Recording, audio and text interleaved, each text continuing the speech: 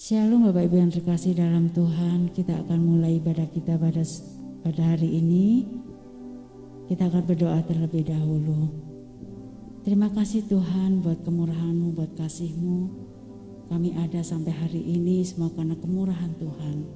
Saat ini Tuhan, kami mau fokus untuk menyembah Engkau, mengagungkan Engkau Tuhan, sebagai ucapan syukur kami kepada kebaikan Tuhan. Terima kasih Bapa, kami akan mulai ibadah kami hanya di dalam nama Tuhan Yesus Kristus. Terima kasih Bapa, haleluya, amin.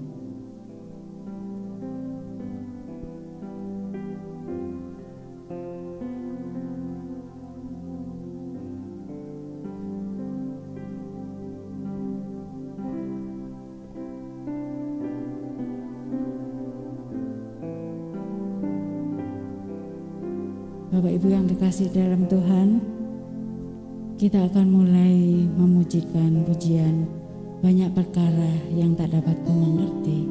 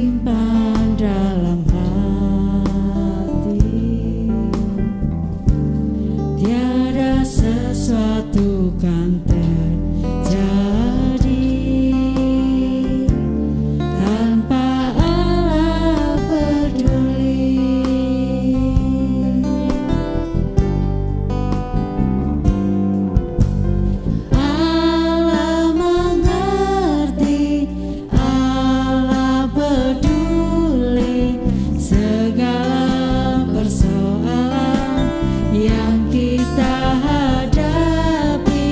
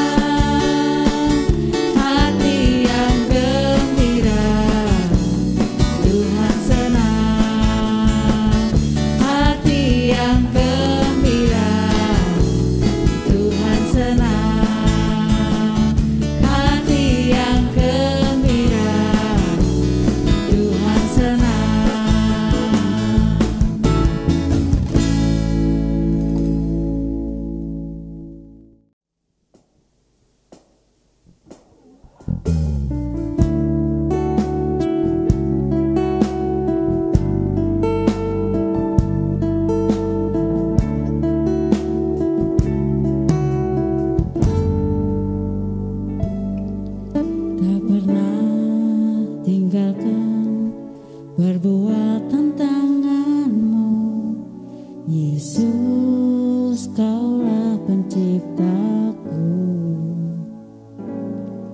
Sehelai rambutku jatuh, Engkau pun tahu. Yesus, Kau pedulikanku. Yesus, Kau perhatikanku. Takkan pernah terlambat pertolonganmu. Takkan pernah terlelah Kau menjagaku. Kaulah segalanya yang ku perlu di setiap jalanku. Sebab Engkau Allah yang tahu yang terbaik di dalam hidupku.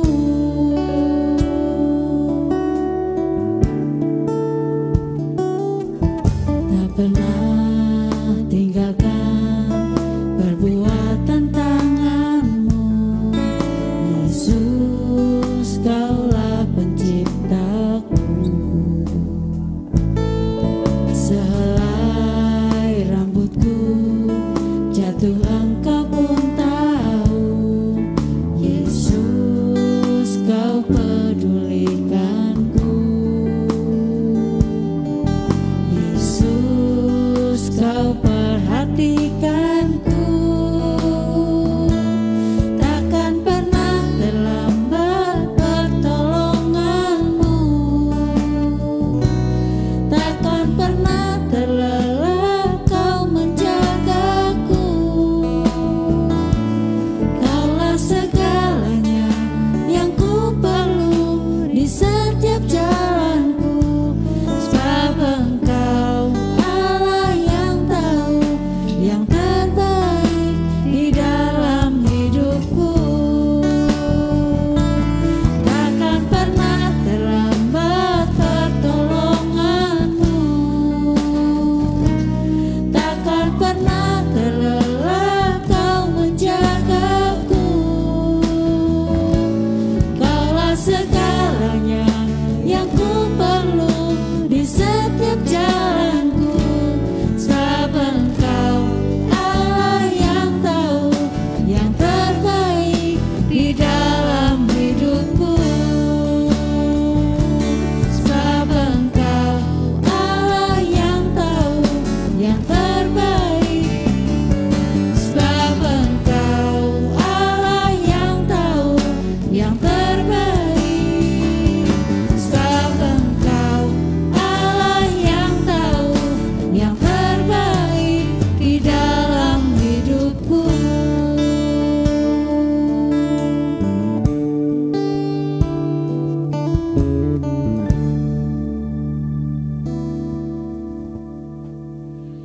Shalom, Bapak Ibu yang dikasihi Tuhan Yesus. Saya percaya bahwa panjenengan semua dilindungi oleh Tuhan dalam kasih Tuhan.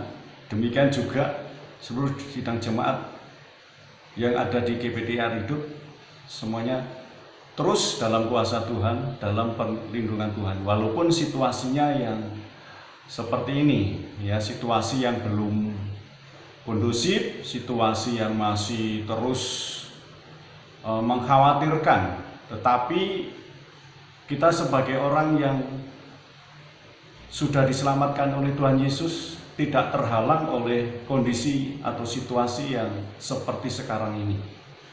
Yang berkaitan dengan ibadah kita terus berlangsung walaupun kita secara online atau tidak bisa langsung bertatap muka. Tetapi Tuhan sangat mengasihi kita. Tuhan sangat menyayangi kita. Di mana kita diizinkan terus melakukan ibadah. Walaupun kita bisa melihat melalui tayangan pada saat ini. Saudaraku yang dikasihi Tuhan, pada saat ini kami ingin membahas atau merenungkan kebenaran firman Tuhan yang berkaitan dengan perjuangan kita, di mana perjuangan kita ini belumlah berakhir.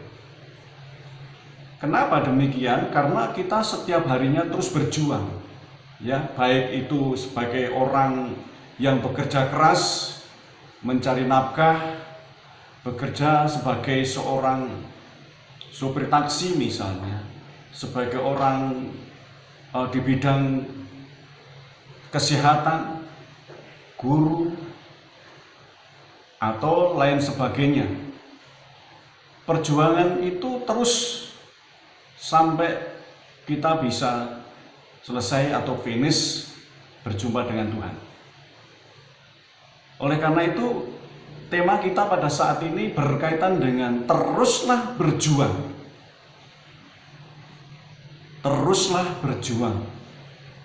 Nah, di dalam perjuangan kita ada dasar atau landasan secara esensial di dalam firman Tuhan yang kami ambil di dalam 1 Timotius pasal yang keempat ayat yang ke-10. Demikian firman Tuhan. Untuk itulah kita bekerja keras dan berjuang, sebab kita menaruh pengharapan kita kepada Allah yang hidup, yang adalah juru selamat semua manusia, teristimewa mereka yang percaya. Nah, di sini saudaraku yang dikasihi Tuhan, kita berjuang itu punya suatu pengharapan. Di dalam perjuangan kita bukan hal yang sia-sia yang harus kita perjuangkan, tetapi ada suatu pengharapan kita, yaitu kepada Allah, Allah yang hidup, yang adalah juru selamat semua manusia. Tapi diutamakan mereka yang percaya kepadanya. Saudaraku yang dikasihi Tuhan, banyak orang berjuang mencari nafkah dan sebagainya dengan caranya mereka masing-masing. Namun apakah mereka di dalam mencari sesuap nasi, katakanlah demikian, apakah mereka mempunyai satu pengharapan kepada Allah? Ini yang menjadi satu pertanyaan. Tetapi kita sebagai orang yang sudah diselamatkan oleh Tuhan, kita sangat berbeda. Kita mempunyai satu pengharapan walaupun kita di dalam kondisi sesibuk apapun. Nah, oleh karena itu, kita ini dalam pengharapan kita kepada Allah, ya, di dalam iman percaya kita ini yang perlu kita tandaskan, kita tekankan, supaya kita tidak punya atau tidak kehilangan suatu pengharapan kepada Tuhan, walaupun kita disibukkan dengan situasi yang seperti ini. Oleh karena itu, di dalam perjuangan kita tidak berhenti sampai saat ini, walaupun kita dihadapkan dengan fenomena yang menyedihkan, yang menakutkan. Tetapi Bapak Ibu yang dikasihi Tuhan, atau saudaraku yang kekasih, landasilah perjuangan kita ini melalui berdoa. Mengapa kita harus berdoa? Ada satu ungkapan demikian, dalam perjuangan banyak rintangan yang menghadang. Ya, sekali lagi, dalam perjuangan banyak rintangan yang menghadang. Kenapa? Di dalam perjuangan tidak mulus-mulus saja. Ya, dalam artian bahwa kita bisa langsung sukses, tidak demikian. Tapi harus diperhatikan, ada satu halangan-halangan yang harus kita hadapi. Lalu yang berikutnya, rintangan yang menonjol adalah karena jebakan si jahat. Ya, jebakan si jahat, atau oleh karena adanya iblis yang selalu mengganggu, menggoda di dalam perjuangan kita, seolah-olah bahwa mereka menghalangi supaya kita tidak bisa berjalan dengan baik di dalam setiap pekerjaan kita, atau setiap apa yang menjadi impian kita. Lalu yang berikutnya di dalam Efesus pasal yang ke-6 ayat yang ke-12 dan ayat 13 serta ayat yang ke-18, demikianlah firman Tuhan. Ya, surat yang terdapat di dalam kitab Efesus pasal 6 ayat 12, 13 dan 18. Sebab perjuangan kita bukan melawan daging dan darah, tetapi melawan pemerintah-pemerintah, penguasa-penguasa, kekuatan-kekuatan dunia gelap ini atau dunia kegelapan ini, dan melawan kekuatan roh dari si jahat yang ada di langit. Lalu ayat yang ke-13, karena itu pakailah seluruh perlengkapan senjata Allah, supaya kamu dapat tetap bertahan saat hari yang jahat itu datang, dan setelah semuanya selesai, kamu tetap berdiri. Jadi perjuangan kita bukan melawan darah dan daging, tetapi perjuangan kita adalah melawan penguasa-penguasa yang ada di udara ini, pemerintah-pemerintah yang tidak terlihat oleh mata. Nah, oleh karena itu, saudaraku yang dikasihi Tuhan, di sini ditekankan di dalam ayat yang ke-18, sambil berdoa setiap waktu dalam roh dengan semua doa dan permohonan. Ya, berdoa dengan penuh permohonan kepada Allah. Dalam doamu itu berjaga-jagalah dengan segala ketekunan sambil menaikkan semua permohonan bagi semua orang kudus. Saudaraku yang dikasihi Tuhan Yesus, di sini kita diajarkan bagaimana kita mengawali setiap perjuangan kita, yaitu dengan doa. Nah, di dalam doa kita menemukan kasih karunia untuk mendapatkan pertolongan pada waktunya. Seperti tertulis di dalam kitab Ibrani pasal yang keempat, ayat yang ke-16, demikianlah sabda Tuhan.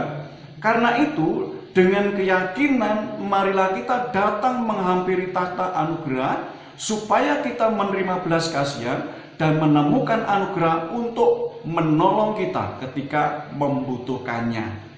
Jadi ketika kita berdoa, ternyata doa kita itu diperhatikan oleh Tuhan. Karena di situ ditegaskan di dalam Ibrani 4 ayat 16, asalkan kita dengan keyakinan kita menghampiri takhta anugerah itu, supaya kita menerima belas kasihan dan menemukan apa? Anugerah yang bisa menolong kita. Anugerah yaitu dari Tuhan yang bisa menolong kita. Haleluya. Lalu yang berikutnya, di dalam perjuangan kita perlu kita perhatikan di sini, saudaraku yang dikasihi Tuhan, yaitu erat dan intim dengan Tuhan. Wah, kenapa kita harus erat dengan Tuhan? Karena di sini di dalam intim dengan Tuhan, yaitu seperti ada tertulis dalam kitab Hosea pasal yang ke-6 ayat yang ke-3, firman Tuhan mengatakan demikian. Marilah kita mengenal dan mengajar sungguh-sungguh untuk mengenal Tuhan. Ia akan terbit seperti fajar yang menyingsing dan datang kepada kita seperti hujan pada akhir musim yang mengairi bumi.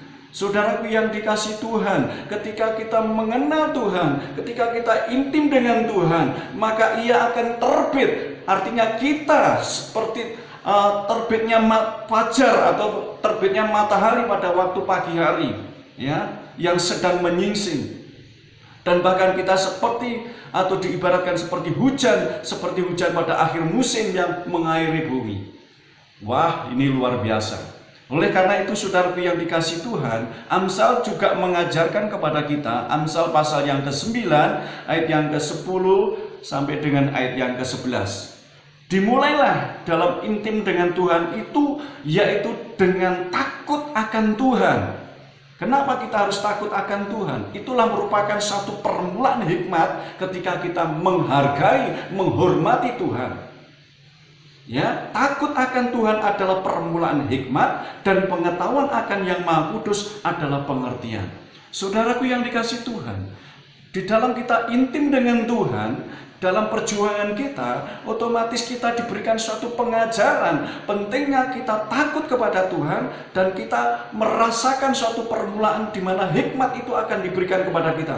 Lalu yang berikutnya, kita akan diberikan suatu pengetahuan, yaitu tentang Yang Maha Kudus. Dan terlebih dari itu, kita akan diberikan pengertian-pengertian pentingnya kita mengenal Tuhan. Amin. Di sini. Lalu yang berikutnya di dalam ayat yang ke-11, sebab oleh karenaku hari-harimu akan diperbanyak dan tahun-tahun hidupmu akan ditambahkan. Haleluya. Di sini Tuhan memberikan satu jaminan ketika kita mengenal Allah. Ya, Bahkan dikatakan hari-harimu diperbanyak. Artinya kita menghadapi situasi apapun, kita tidak takut. Karena Tuhan sudah memberikan satu janji yang luar biasa. Jaminan kepada kita semuanya. Sehingga kita tidak takut menghadapi apapun juga itu bahayanya. Haleluya. Haleluya. Lalu yang berikutnya, rendahkanlah dirimu di hadapannya. Ini pentingnya. Dalam perjuangan kita perlu merendahkan diri di hadapan Tuhan. Seperti tertulis dalam kitab Yakobus pasal yang keempat, ayat yang ke-10. Demikianlah sabda Tuhan. Rendahkanlah hatimu di hadapan Tuhan, maka Ia akan meninggikan kamu. Saya tegaskan demikian. Sebenarnya rendahkanlah hatimu di hadapan Tuhan, maka Ia akan meninggikanmu. Ketika kita merendahkan diri di hadapan Allah, Tuhan sangat memperhitungkan kita, saudara-saudara. Artinya ketika kita merendahkan hati kita di hadapan Tuhan, kita ini adalah orang yang bisa dikatakan pasrah kepada Tuhan. Ketika kita pasrah kepada Tuhan, di situ Tuhan melihat keberadaan kita. Sampai di dalam hati kita seperti apa. Di situ ada suatu nilai atau value. Saudaraku yang dikasihi Tuhan, ketika kita merendahkan hati di hadapan Tuhan, berarti menunjukkan suatu sikap kita itu memohon sesuatu kepada Tuhan. Inilah keberadaan kami Tuhan, di dalam perjuangan kami seperti ini. Di sini Tuhan akan bekerja, saudaraku, bekerja dan mengerjakan sesuatu, dan sehingga kita menjadi orang yang dimuliakan oleh Tuhan, ditinggikan di sini, dimuliakan oleh Tuhan. Haleluya. Lalu yang berikutnya di dalam 1 Petrus pasal yang ke-5, ayat yang ke-6 dan ayat yang ke-7, demikianlah sabda Tuhan. Sebab itu rendahkanlah dirimu di bawah tangan Allah yang penuh kuasa, maka Ia akan meninggikan kamu pada waktunya. Haleluya. Ketika kita merendahkan hati, di sini merendahkan diri di bawah tangan Allah yang penuh kuasa, maka Ia akan meninggikan kamu pada waktunya. Amin. Haleluya. Lalu yang berikutnya di dalam ayat yang ke-7, serahkanlah semua kekhawatiranmu kepada Allah, karena Ia yang memelihara kamu. Dalam situasi yang seperti ini, saudaraku yang dikasihi Tuhan, bagaimana kita tidak khawatir? Coba, bagaimana besok apa yang kita harus makan? Segala usaha pekerjaan sepertinya tidak ada hal yang bisa atau meyakinkan kita bisa mendapatkan sesuatu. Baik itu penghasilan, ya, atau berkat-berkat yang harus kita cari. Tetapi di sini Tuhan mengajarkan, serahkanlah semua kekhawatiranmu kepada Allah, karena Ia yang memelihara kamu. Dalam kekhawatiran kita punya Allah, kita punya Tuhan. Amin. Nah, di sini Tuhan akan bekerja menunjukkan kuasa-Nya kepada kita yang telah percaya kepada Tuhan. Lalu yang berikutnya, selain merendahkan diri, dikatakan jangan pernah menyerah. Dalam setiap usaha kita, dalam perjuangan kita, jangan pernah menyerah. Di sini ditegaskan ada usaha yang kuat untuk terus berjuang di hadapan Tuhan. Di dalam kitab Lukas pasal yang ke-8 ayat 40, ayatnya sampai ayat yang ke-48, saudaraku. Di sini satu contoh ada perjuangan, ya, demi kehidupan selanjutnya. Di sini ada contoh di dalam peristiwa, ada dua peristiwa di mana di situ ada seorang yang kondisinya sangat memprihatinkan. Ada seorang bernama Yairus, ya. Dia datang kepada Tuhan. Dia ini adalah seorang kepala sinagoge, ya. Dikatakan di dalam ayat 40, saya bacakan 40. Ketika Yesus kembali ke Galilea, orang banyak menyambutnya karena mereka semua sudah menunggunya. Di situ ada seorang bernama Yairus yang datang kepadanya. Ia adalah seorang kepala sinagoge, sambil sujud menyembah di kaki Yesus. Yairus memohon supaya ia datang ke rumahnya, karena ia memiliki seorang putri tunggal yang kira-kira berumur 12 tahun.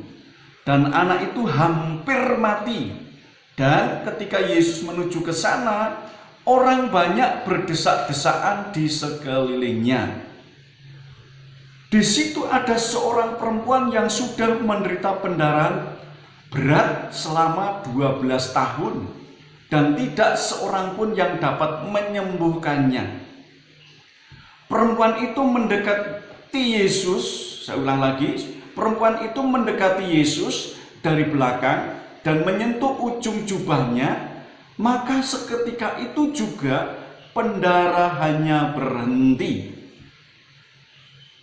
Lalu Yesus berkata, "Siapa yang menyentuhku?" Karena semua orang menyangkal, Petrus berkata, "Guru, orang banyak berkumpul di sekelilingmu dan berdesak-desakan denganmu."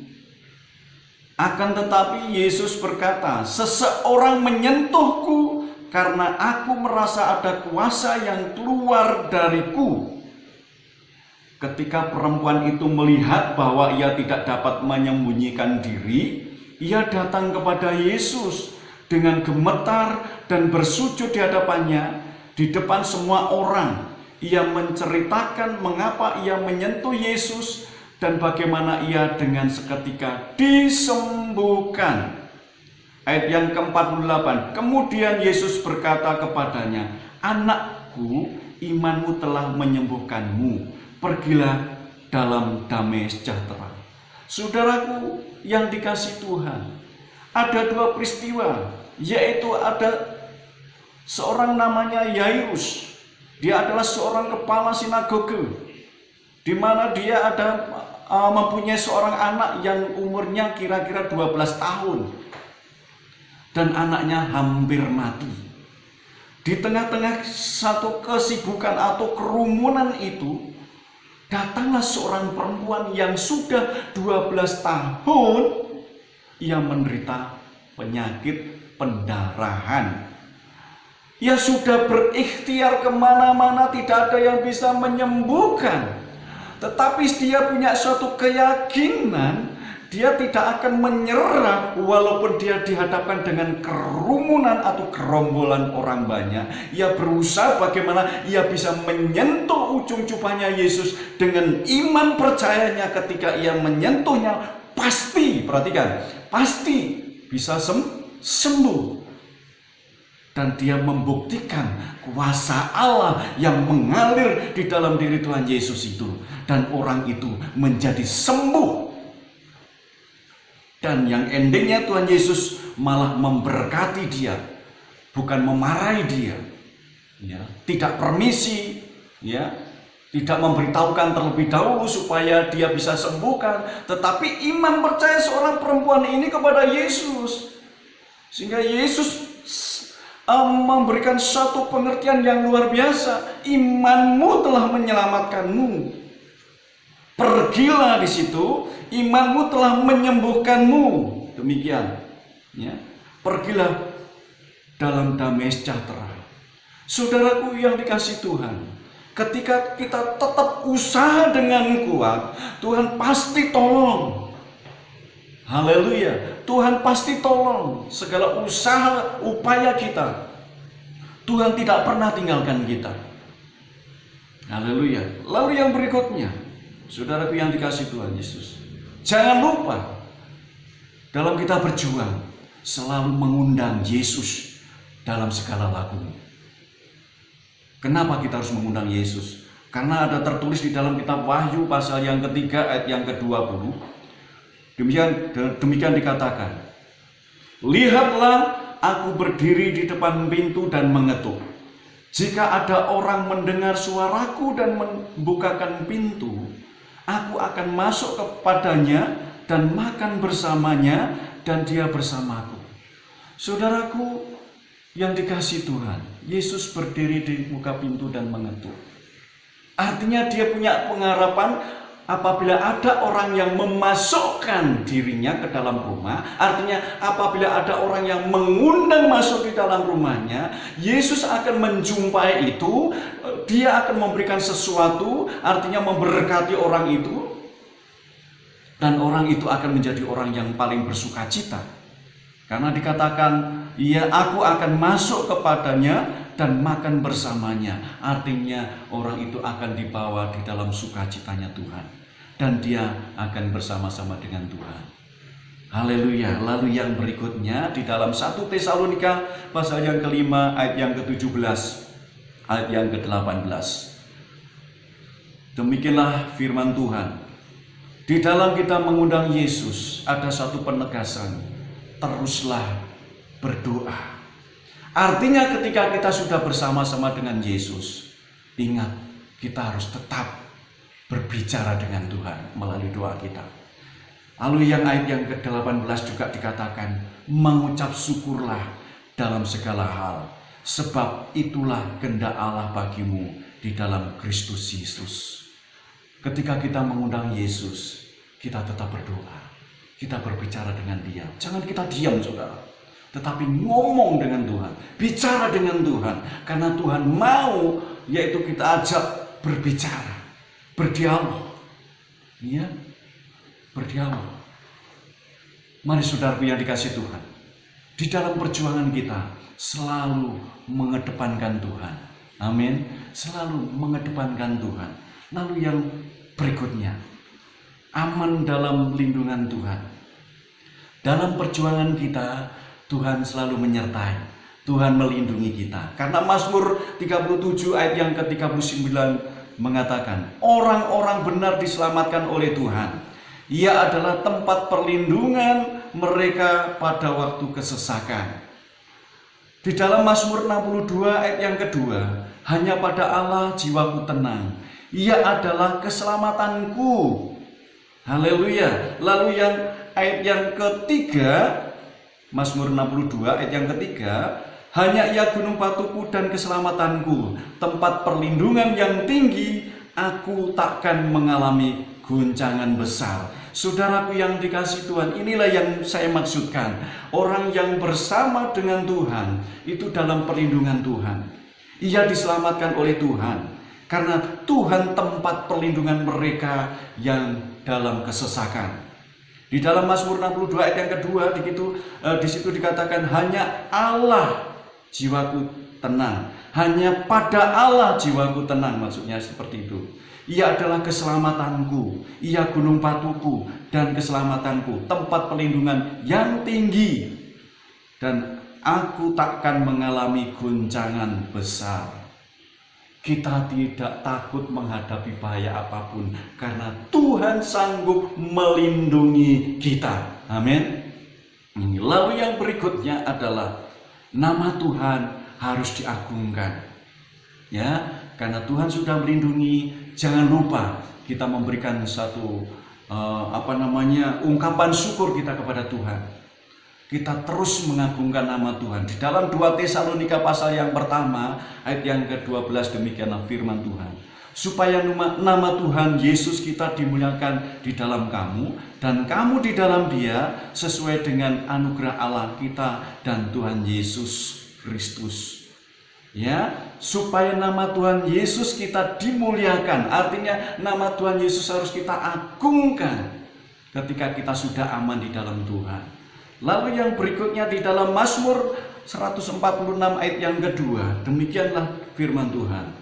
Aku akan memuji Tuhan selama aku hidup. Aku akan bermazmur kepada Allahku selagi aku ada. Ini merupakan satu ungkapan di mana setelah Tuhan menolong kita, melindungi kita, menyertai kita di dalam perjuangan kita. Jangan lupa kita mengucap syukur kepada Allah. Kita memuji nama Tuhan.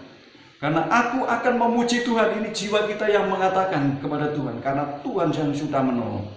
Selama aku hidup, aku akan bermazmur kepada Allahku selagi aku ada. Ya, selama kita masih ada sampai saat ini, jangan kita diributkan dengan situasi yang sekarang ini. Seperti apa? tetapi Tuhanlah yang harus kita agungkan, karena Tuhan sudah menjamin dalam kehidupan kita. Haleluya. Lalu yang berikutnya adalah gereja dituntut untuk terus berjuang. Kita adalah gereja, saudara. Kita adalah gereja-gereja Tuhan.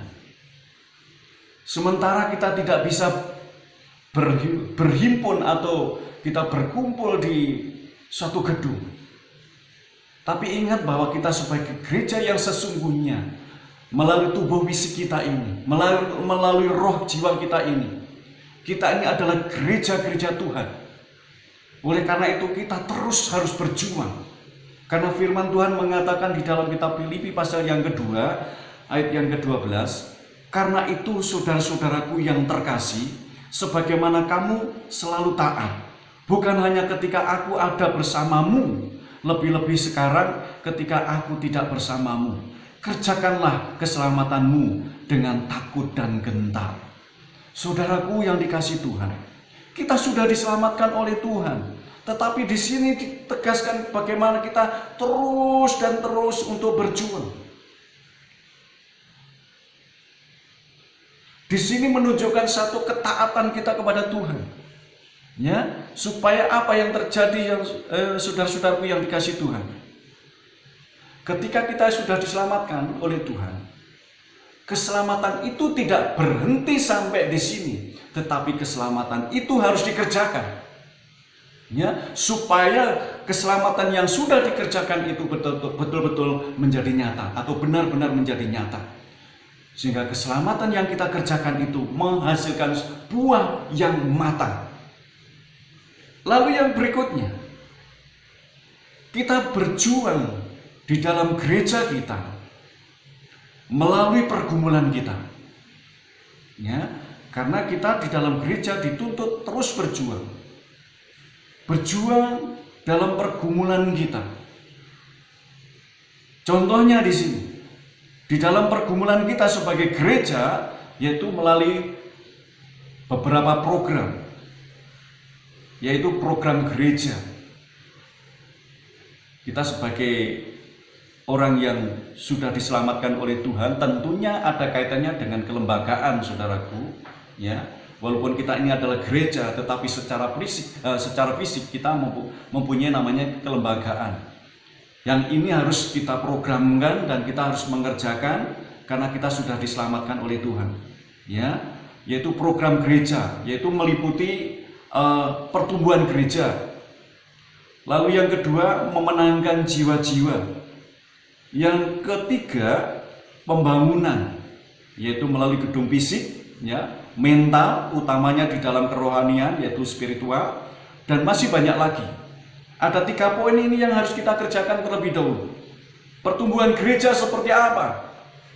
Ya, banyak gereja-gereja yang harus dikerjakan di sana walaupun dalam kondisi seperti ini. Misalnya, ya, melalui penginjilan, kita bantu orang yang kekurangan. Kita membagikan kasih dengan mereka sehingga dalam perjuangan kita itu tidak akan menjadi sia-sia. Ya, dalam pertumbuhan gereja ini. Bagaimana kita memenangkan jiwa? Ya, bagaimana sikap tingkah laku kita supaya jiwa-jiwa yang lain bisa tertarik untuk percaya kepada Yesus. Lalu yang bagaimana dengan pembangunan atau gedung fisik? Selama ini kita belum mempunyai tempat tinggal ibadah, tetapi kita masih berada di tempat, ya, di mana kita berada di kostrat, katakanlah demikian. Dan ini merupakan satu pergumulan kita. Lalu mental kita bagaimana? Utamanya di dalam kerohanian kita harus dibangun setiap saat. Kita setiap hari diberikan firman Tuhan, walaupun itu ayatnya sedikit atau itu banyak. Minimal kita punya basic, kita punya dasar, supaya iman kita terus bertumbuh dan kita bisa terus berhubungan dengan Tuhan. Ini merupakan satu tuntutan gereja yang harus kita kerjakan. Oleh karena itu, saudaraku yang dikasihi Tuhan, sekali lagi perjuangan kita masih terus berjalan sampai saat ini. Lalu yang berikutnya, dikatakan bahwa perjuangan kita belum berakhir. Kisah Rasul pasal yang pertama ayat yang ke-8. Akan tetapi kamu akan menerima kuasa ketika Roh Kudus telah datang kepadamu, dan kamu akan menjadi saksi-saksiku di Yerusalem, di seluruh Yudea dan Samaria, dan sampai ke bagian bumi paling ujung. Saudaraku yang dikasihi Tuhan, kita harus bersaksi lewat perilaku kita. Bersaksi, kata Yunaninya di situ ada marturio, atau yang dikatakan martir. Nah, perjuangan Kristen adalah perjuangan yang mengorbankan diri, bukan demi keuntungan semata. Oleh karena itu, saudaraku yang dikasihi Tuhan, ingat perjuangan kita belum selesai. Perjuangan terus kita lakukan. Besok bisa apa? Besok lusa bisa apa lagi? Sampai kapanpun, sampai Tuhan datang, kita terus berjuang, memperbaiki diri kita. Baik secara fisik, secara rohani, kita harus berjuang. Tuhan Yesus memberkati. Haleluya. Mari kita berdoa. Bapa yang penuh kasih di dalam Tuhan, kami percaya bahwa perjuangan kami belum berhenti. Namun kami tetap percaya melandaskan diri kami di hadapan Engkau Tuhan, supaya apa yang kami perjuangkan membuahkan hasil, baik itu jiwa-jiwa atau pergumulan gereja kami Tuhan, supaya gereja kami diberkati. Oleh karena itu ya Bapa, berkatilah lingkungan kami, berkatilah seluruh sidang jemaat GPD Hari Hidup. Demikian berkati juga saudara-saudara kami yang pada saat ini masih dalam situasi yang takut, bahkan ancaman pandemi karena corona ini Tuhan. Kiranya yang sakit Tuhan jamah sembuhkan, yang lemah Tuhan kuatkan. Bahkan yang lumpuh boleh berjalan, yang buta bisa melihat. Oleh karena Tuhan campur tangan, dan kami percaya mujizat-Mu masih ada. Berkatilah kami semuanya Tuhan, hiburkanlah kami yang dalam kesusahan. Kami percaya kuasa Allah Bapa, kasih sayang Tuhan kami Yesus Kristus, serta persekutuan Roh Kudus senantiasa ada dalam setiap kehidupan kita. Terima kasih Tuhan, demi nama Tuhan Yesus, kiranya segala berkat yang daripada Engkau Tuhan menyertai kami semuanya. Terima kasih Tuhan Yesus, haleluya, amin. Puji Tuhan.